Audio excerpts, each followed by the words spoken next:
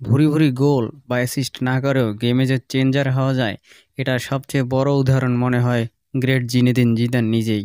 এই বান্দা attacking midfielder হয়েও জিগো ম্যারাডোনাদের মতন গোলের বন্যা বসায়নি, কিন্তু তার গোলগুলোই ম্যাচের ভাগ্য বদলে দিত। সেটা ব্রাজিলকে নাকানি চুবানি খাইয়েও ফাইনালে 2 গোল করে ফরাসিদের বিশ্বকাপ কিংবা ইউরো জেতানো হোক, বা আইকনিক ভলি দিয়ে মাদ্রিদকে চ্যাম্পিয়ন্স লিগ জেতানোই হোক, বিগ ম্যাচগুলোয় জ্বলে ওঠা কনস্ট্যান্ট ছিল তার জন্য।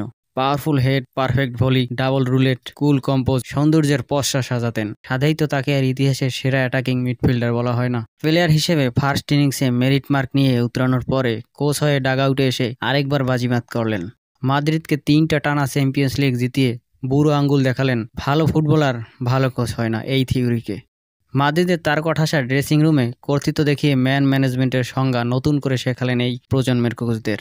খেলোয়াড় হিসেবে এবং মানুষ হিসেবে অনেক রেসপেক্টেড ফিগার ছিলেন নিজের পার্সোনালিটির কারণে। মাতেরাজ্জিকে দেওয়া হেডবাটের জন্য জিদানের উপর কেউ কোনোদিন প্রশ্ন তুলতে পারেনি। কোচ হয়েও এই ব্যক্তিত্বটা হারাননি তিনি। এইটা সবাই পারে না। ম্যারাডোনা পারেনি, জাভি পারেনি, আবার পেলের মতন অনেকে এই দিকটা এক্সপ্লোরই করেননি। নিজের খেয়াল খুশির মালিক আজও তিনি চাকরি খোঁজেন না, ক্লাবগুলো তাকে খুঁজে বেড়ায়। অডাসিটি দেখতে চান? রোনালদো ছাড়া মাদ্রিদকে লিগ জিতিয়ে এই লোক 58+ ইনজুরি পড়া স্কোয়াড নিয়ে চ্যাম্পিয়ন্স লিগের সেমিতে গেছেন। নিউক্যাসল এককালে তাকে নট গুড এনাফ বলে পরে আফসোস করেছেন। নায়কের বেশে 2বার মাদ্রিদ ছেড়েছেন স্বেচ্ছায়, তবুও তার নাম বললে মাদ্রিদ তারা অজ্ঞান। জিদান আসলে একজনই, এমন হওয়া সম্ভব না।